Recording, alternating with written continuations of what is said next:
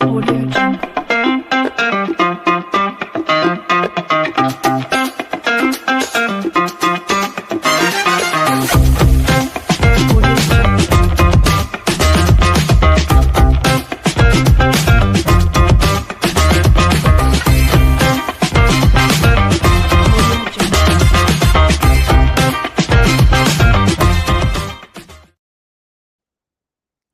All right, welcome to the podcast. Most people don't, but you do. We are actually live today. So do this. Don't have a screen freeze. We are live. Jennifer Doty is joining us the week of Independence Day, July 4th. I know there's a lot of people that are looking for some inspiration before you enter into the holiday weekend, and I believe we're going to find it today. Most importantly, I'm going to read some things about you, Jennifer, but at least let me hear you say good morning. Good morning, Bart. Thank you for having me. Yeah, that's a good way to start, certainly. And thank you for your flexibility. I know we had it scheduled weeks ago.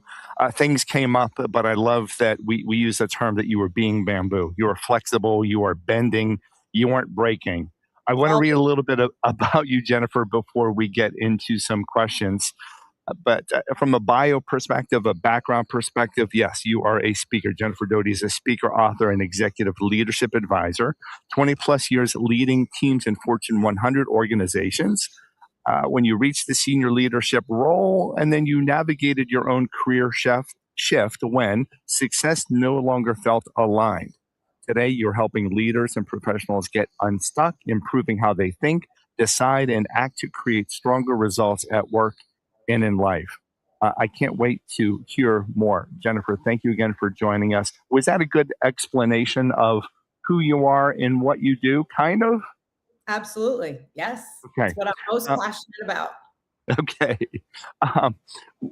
Before we hit record or before we hit live, I was asking, I was looking at your LinkedIn profile, and it looks like you have a lot of jobs. You're doing a lot of things. A lot of the things are to the present. Would you share with our listeners, what was your response to, you do a lot of things, Jennifer? I absolutely do. I am actively building what I call my portfolio career. And when I went to college and I got my first job, no one ever told me that that was possible. I came from the era, Bart, where my parents said, do us a favor, go get a good job, and graduate college, get a good job, and do us a solid and don't come back, because you're the oldest of 4 daughters and we have 3 more we have to figure out after you, right? And so no one ever told me I could do more than one thing. And so presently I am actively in my current 9-to-5 role, which I love, with 3Flow, which is a technology platform in the group insurance space for carriers and brokers to more effectively exchange data, which is amazing. I lead their customer operations team. And so I do that actively 9 to 5. And then in addition to that, I am building out my portfolio of speaking engagements, keynotes, workshops, sharing with people all of the experiences that I've lived through and how I would do it differently if I could talk to the 30-year-old me. And then in addition to that, I am actively building another business on the side of my desk with a nutrition and supplement company called Live Pure that I am really passionate about, because it is super smart to have more than one income stream coming into your home. Yeah. And I really respect that, Jennifer, and I appreciate what you're doing. I applaud what you're doing. And it just reminds me, for our listeners that know a lot about my background, I was Ritz-Carlton for 16 years. During my time with Ritz-Carlton, I also wrote a book because I was a blog author for a hotel publication. And I basically went to Ritz-Carlton. I said, I have all of these stories. It doesn't mention Ritz-Carlton. They're all my own thoughts and beliefs. May I create a book? And Ritz-Carlton was very gracious. And they said, yeah, just let people know that it's your own thoughts and beliefs. Excuse me. And because I did that, when the pandemic hit, that allowed me to use my book as a platform to be able to go out and speak. So it's really interesting that a lot of people should be thinking about the side gig or the unofficial gig.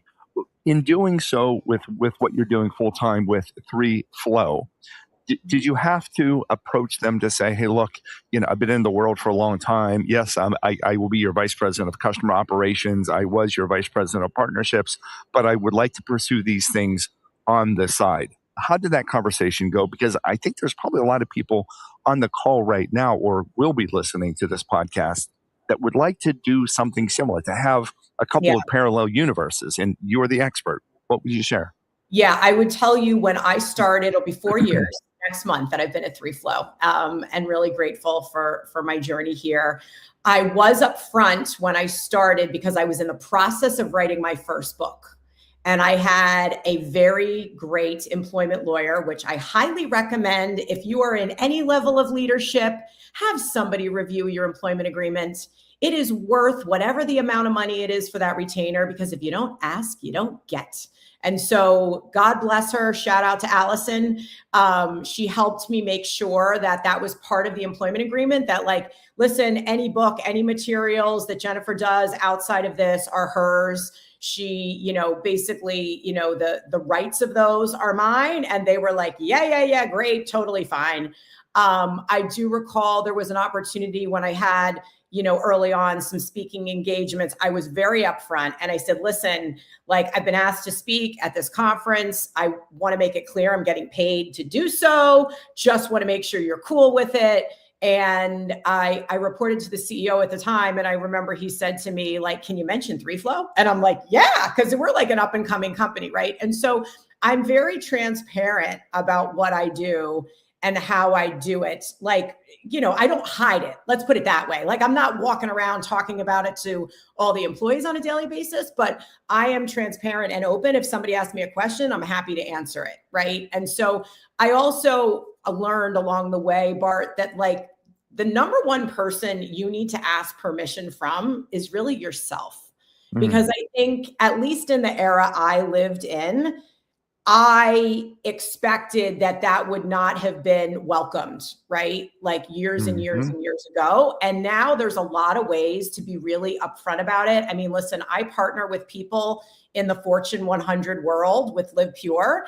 And in some of like really large companies, like you need to go through a process and like document that it's like an outside business activity, OBA, I think it's called. Like there's forms to fill out. So just fill out the forms.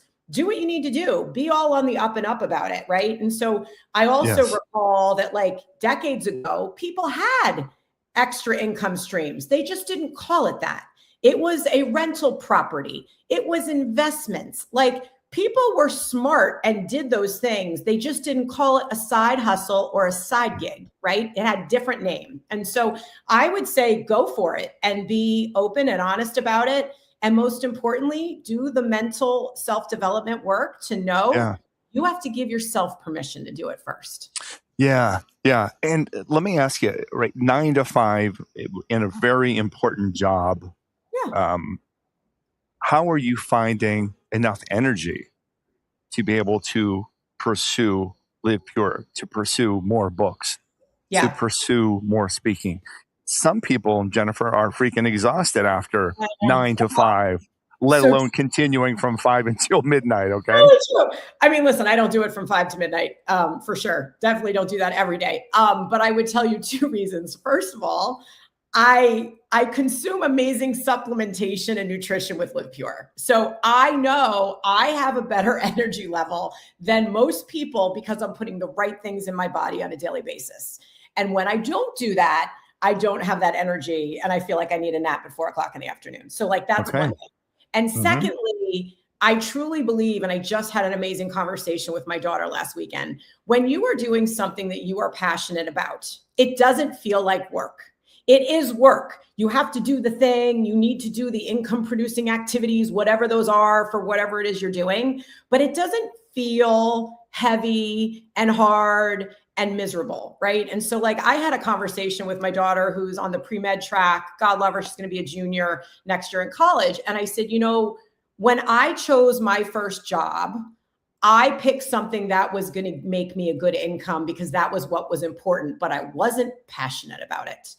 I chose accounting, Bart, because I was good enough at it and it wasn't hard for me. And I knew I'd make good money, right? And so as I look to do what I want to do next and hopefully role model for my children and others, like what's possible, I'm picking things that like get me out of bed every morning, that I'm like, Right. ooh, I have to wake up to earlier for an hour to do something. It better be something I'm excited about. And so for Yeah. those two reasons, it doesn't feel hard and I have the energy to do it. Yeah, good for you. Good for you. You had referenced something before about what you would tell your 30-year-old self, Mhm. in addition to having parallel incomes or parallel pursuits of passion. I'm not saying any of the right words you used, You're but, great. but what would you tell? What else would you tell your 30-year-old self? First question, and then how could that benefit our listeners? We have executive directors, we have entrepreneurs, we have CEOs, we have a wide variety of listeners on the show, right? Top 2% podcast globally. So it goes out to a lot of different people. What advice would you give yourself, first of all? And then in a generic way, what advice would you give our listeners? Yeah, I would say it doesn't need to be that hard. I mean, I grew up in an era where I really thought I needed to pay my dues and be miserable to make really, really great money. Like I thought both of those had to go hand in hand. And part of my issue was the stories I was making up in my head, not things that people were saying to me, not necessarily demands that were coming from my boss at the time, but stories that I made up in my head about what I thought was true. And what I've learned through years of self development work is you get to rewrite those stories, but you Y- have to do the Yeah. work and go through the process to do that. Okay. So two things. The first impression was that you had to be miserable, Mhm. bust your butt to be able to make a lot of money to be successful. So that was one initial thought, correct? Yeah. Yeah. Then the second initial thought is you had to do a lot of work, bust your butt for self development and self realization. So there's a lot of work in between, and there's a lot of work going on. First stage, work hard, be miserable, make a lot of money. At what point did that first stage end, Jennifer, when you realized I don't need to do it this way? I Yeah. don't need to be miserable. What happened? Yeah. So life happened for me. And I'm a genuine believer as things happen. It doesn't happen to you, it happens for you. And so this was only 4 years ago for me, right? Hmm. That this change happened for me. So there was a reorganization at MetLife. My role and several other people's roles were eliminated. You know, we used to say, if you've been there long enough, I'll date myself, like the chairs on the Lido deck change and you don't get one this time, right? And I don't know if I would have left if that hadn't have happened. I don't know if I had the courage. I don't know if I had really, you know, the confidence to leave and go out and do something new, right? And so it happened for me and I got really honest about how I thought about myself. Up until that point, Bart, if you Mhm. asked me what my identity was, the first answer I'd give you is my job title. That Mm. is who Jennifer Doty is. How Today, sad. how sad. I mean, go Yes. back to like what I tell my 30-year-old self. Mm. You are not your job title. You are a lot of other things. Jennifer, you are more than your business card. I mean, and I'm saying this because I share with my friends too. You are more than your business card. And we have a lot of similarities. Pandemic hit just quickly. I know my listeners know this, but I'll share with you. Ritz Carlton, phenomenal job, 16 years. Yeah. Pandemic happened and luxury travel took a hit. People were not traveling. So what happened? My team was losing their jobs. What happened? I was given a choice. Bart, do you want to take the early retirement package or do you want to wait to see what happens? And I, same type of philosophy. I tried to make it happen for me, not to me. Yes, I would like to speak full time. Yes, I would like to travel the world and start a podcast. Yes, I would like to help motivate and inspire people. So it very, I don't want to say similar, but I understand because the same thing. I don't think I ever would have left Ritz Carlton. Freaking great job, great company, great culture. Are you kidding me? Yeah. Why? Why would I? Why would I? But I'm proud of you, first of all, Jennifer, for figuring that out, for absolutely figuring that out. Um, at that point, you then had more of a self identity you shared. Before, it Mhm. was, I'm Jennifer Doty. Who are you? I work for XYZ. Okay, Yep, great. totally. Um, even though you are working for another organization now, right? So if I ask you, Jennifer Doty, who are you? Who is Jennifer Doty? What would you say? I would tell you my biggest passion in life, in everything I do, is taking the light that I know I have in me and shining it on other people so they can see theirs. And so sometimes that is, let me show you what you're not seeing. Let me help you get unstuck with a way. And I do this in my 9 to 5 job all the time, right? Coaching and Hmm. motivating and giving tough love feedback to people who are the 30 something me, right? Or Yes. early 40 something me, right? I'm like, you don't need to make this as hard as you are making it. Like, I see you, I was you. Let me help you, right? And so I do that. I do that every single day with people. Yeah. And that is what I'm doing Yeah. in all of my businesses now. Right. All of your businesses, you're helping people because you've had life experiences and you can now tell them it doesn't need to be this hard. You don't need to go it this way. You don't need to take it personally. I was you. I get it. Jennifer, why is that missing so much today from your perspective? And thank goodness it is because you have a massive audience now, right? The world is your oyster. The world is my oyster. Why do you think that there is more of a need for this mentorship, leadership, guiding, coaching than ever before? What is Yeah. your thought? What has happened in this world? So in a post-COVID world, more of us work like this in front of a screen more often than not. Yes, there's still people who go into an office, but not as many, and definitely not 5 days a week. I mean, we thought coming out of COVID, companies were going to force everybody to go back to 5 days a week. There's some industries that I know are doing that, but most aren't. And most millennials and up and coming, people going into the workforce don't want to schlep into an office and do a Yeah. commute back and forth 5 days a week. And so in the era, and you remember this part, right? You remember the days of you'd be walking down the hall and the senior person would be walking by you and you'd have an opportunity to have a conversation, or somebody would see you in a meeting and you could say to that person, do you have 5 minutes that we could just chat? I'd love to get your advice on how I showed up in that meeting, right? Like, all of those interactions used to exist in so many different ways, right? And now you have to really be intentional about doing it. And I think as an up and coming person, it is harder to take the initiative when the only way to get to me as a senior person is through Slack.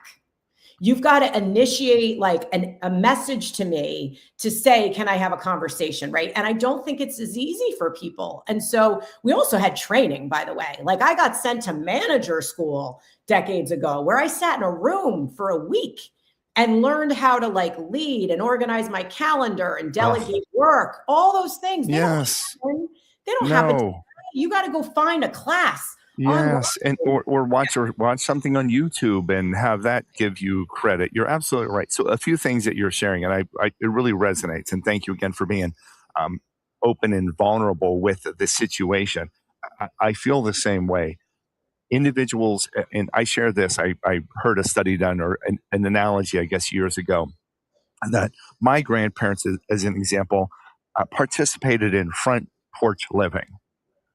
They were outside of the house because they didn't have air conditioning. So they sat on the front porch and then they saw the neighbors, they saw community. That's where their living was. And then if we look at my parents as an example, they became living room living. They Mhm. were inside because they had air conditioning and they got a television and they got the first color television. I mean, I remember these things distinctly. And that took them away from the community being outside. Great. So, front porch living, living room living. And then I'm thinking about me or even my kids, it became more bedroom living. My kids, especially, they're 25 and 27, 28, whatever they are. Lovely people. Can't remember their age, but it was they had a TV in their room and they had a device. So therefore, they could live in their bedroom. As a result of that, the way to interact with people was different. The learnings were different. Their um, congeniality, their friendliness, their communication styles, everything was so very, very different because it was this and it was immediate gratification touch this, order this. You mean I don't have to call someone to order food? I can just type. So there's so many different things. And it reminds me, and I want this to be about you, but I want to educate and share some fun things with you. We are creating a system called humanality. Humanality. And humanality is defined by us. It's a new term. We're trademarking it is making people feel cared for, valued, seen, and heard in a world that is highly processed and crazy transactional. All it is, it's about treating people like people. Again, because the environment, because COVID, because technology is preventing that with us, we have to kind of get back to some of the basics of being a human, right? Caring for people. Are you seeing that in your world? The people that you're helping, the people that you're coaching, that you're leading, the speeches that you're making, are you seeing a need for that as well? Absolutely. I mean, it is, I think the challenge for that generation is they don't necessarily know they need it. They just know something's missing, right? Because they don't know any differently. They don't know any different. They don't wake up knowing what's possible, right? And so I will very often send out, we operate in Slack. It's how we get most things done as a small company, right? I will often reach out to people like in our company and say, how are you doing? I'm just checking on you. Do you have 5 minutes? I know, Bart, like all crazy. Now, the people, if they hear this, they're like, oh, I'm one of those people. She calls me every so often, or she's like, you have 5 minutes. I just want to see if you're living and breathing, if you're okay, right? Kind of thing, right? Because we don't have in-person team meetings. I mean, we do once a year. We get most of the company together, which is, I mean, to this day, after 4 years, is usually the highlight for most of the team's year is getting together, two shared experiences, in real life, like being able to hug somebody you haven't met in person for 18 months, right? And you don't have that kind of physical interaction anymore. And so that's what I do. That is what I do. That's who I am. I will, randomly reach out and just say, just checking on you. How are you doing?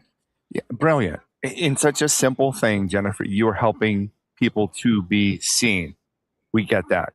That is your role with 3Flow as an example. What advice would you then have to our listeners that would like more shared experiences, would like more interactions? I mean, I'm thinking of one that you just shared. Let me highlight the one that you just shared. And if you could add 2 or 3 other ones, but it's just pick up the phone and call somebody. Yeah. Right. Like for no reason. I think that's tip number 1 from Jennifer Doty, right? Pick up the phone and call someone to touch base, not because they're in trouble, not because you need anything, but you just want to make sure as the vice president of, I keep on getting it wrong, the vice president of 3Flow, you want to make sure that they are good. Okay, so one thing, pick up the phone. Great. What else can leaders do to make sure their teams are fulfilled, engaged, content, productive, all of those lovely buzzwords? What else would you tell them? Yeah, I'm a big fan of skip levels, right? So we used to do these in corporate America back in the day. You'd meet with everyone who was 2 levels down from you, and you would have a one-on-one with them, right? You'd have a 15 minutes touch base. And so I believe that's helpful. I tend to ask the same questions in every meeting just so I can get a good vantage point on like, what's the morale like? What's the vibe like? How are people feeling? I'll often say, how are things going? Tell me what you're working on. And then I usually always say, if you could wave a magic wand, what is one thing that you would like to be different, that you'd stop, start, or continue to? Like, what is the one thing that would make your life easier? And you get a lot of information you're not getting any other way when you ask that question. Okay. So one thing, reach out, phone, great. Second one, what was the term that you had used? 2 levels? What was the term? Skip level. Yeah. So it's skip level. If you're a senior leader, there's people jump a level. So below the managers or the directors, like who are those people in your organization? It's usually frontline people doing the work. Yeah. And it's called skip level. Yeah. Skip level. Okay. So instead of my direct reports that I should be having one on ones with all the time, I'm Right now. going to skip level and I'm going to talk to. So if I'm general manager of a hotel and the room's executive reports to me, I'm going to skip level and I'm going to talk to the front desk manager. Yeah. And I'm going to ask them the question, hey, how are things going? What Yeah. is wave a magic wand? What could be improved upon and how? Right, Yeah. which sounds lovely, Jennifer. Sounds lovely. Do people then typically do something with that information, or bear with me, or is it just checklist? I had to do a skip level, so I did a skip level check. Do they do anything with it? Well, it depends on who you are. You know, I used to say, be careful what you survey for, because then you got to do something with the information, right? Kind of thing. Yes. I think at a minimum, validating what people say and saying, I hear you saying this, right? And even if the answer, Bart, is I can't change that right now. I am validating you and recognizing that I am seeing you and what you're saying, right? And even, Humanality. Yes, I see you. I hear you. Yes. listen, we all walk around with a invisible sign around our necks that say, please make me feel special today and seen. Mm. All right, Jennifer, so many things that you are sharing resonate deeply with me. I'll share a quick story with you. Um, I ran into a homeless gentleman in New York City. This was months and months ago. He was holding up a sign that said, I might as well be invisible. And I had just received a rather negative email. So I was sad, a little depressed. But I saw the gentleman holding up that sign. I watched so many people walk right past that person and not seeing him. And I travel with gratitude stones in my pocket. And that's another story, but it's basically a little symbolic reason for me to share good things. Whenever I meet you in person, Jennifer, I'm going to give you a gratitude stone. I'm going to tell you what it means. But I went up to this gentleman, his name was Q, and I gave it to him. And the first thing I said was, I see you. And I handed it to him. And his reaction, he kissed the gratitude stone, he held it to his heart, and he started crying. And then we had a lovely conversation. He wasn't drunk, he wasn't high on drugs, just a normal conversation. But that element of I see you, we have seen the power of that whenever I'm speaking to audiences and people are engaged with the conversations, and I will share a gratitude stone from the stage with somebody. I can tell you, Jennifer, probably 99% of the time, simply when I look someone in the eye and I share a stone to say, I appreciate you, I see you, I hear you, you're doing great. Tears. It's just literal tears. And that's a shame. It shouldn't take a gratitude stone. It shouldn't take a motivational speaker, keynote speaker to be able to make people feel that way. What advice would you have to make sure that we are seeing each other better I think or more? in Hmm. this world that is so digital, right? I think, and this is something I work on every day, Bart. It is a practice for me. Can you be more present? Can you not be listening to this and checking your phone and checking your email and making a list about what you're going to do later? When I tell you it is work for me every day, and the people that know and love me will call me out on it, including my own children and partner. He will say, you are not listening. Can you put your phone down? Right. And I'd be like, you're right. You got me. You're right. I will put it down and I will look and I will be present. Right. And so, can you be present? Because people know when you're not. I did this the other day. I called somebody out who was talking to me and he was clearly doing something else on a Zoom call. And I'm like, are you here or not? Yes. Like, Yes. I'll just say it. And I just don't care. I'm not Yes. trying to offend somebody, but I don't think they know that that's how they're showing up. Yes. Jennifer, they probably don't even know that they're doing it. So I'm very sensitive also when I'm talking to someone. Um, I might glance down to see how we're doing from a time perspective, but I Right. want to make sure that it does not appear to be, and I know I'm a little shaded here, You're bringing in the light with me You're today. Look good. at that, Jennifer. Thank you, Jennifer Doty. But I want to make sure that I'm intentional with making people feel comfortable. So I'm doing my best to look at the screen, to look at you. Now, I could probably do a better job of looking directly at the camera, but I Right. like looking at you because I want to see your expressions and things. But I also want to make sure I'm on time and not doing this, and I have this on do not disturb. Like so many different things. And we share the commentary or the statement: "Be where your feet are."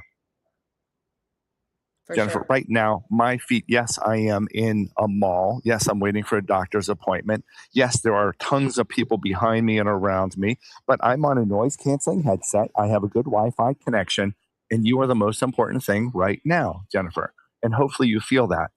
It's a great reminder. Pick up the phone, make people feel seen, heard, valued, and cared for.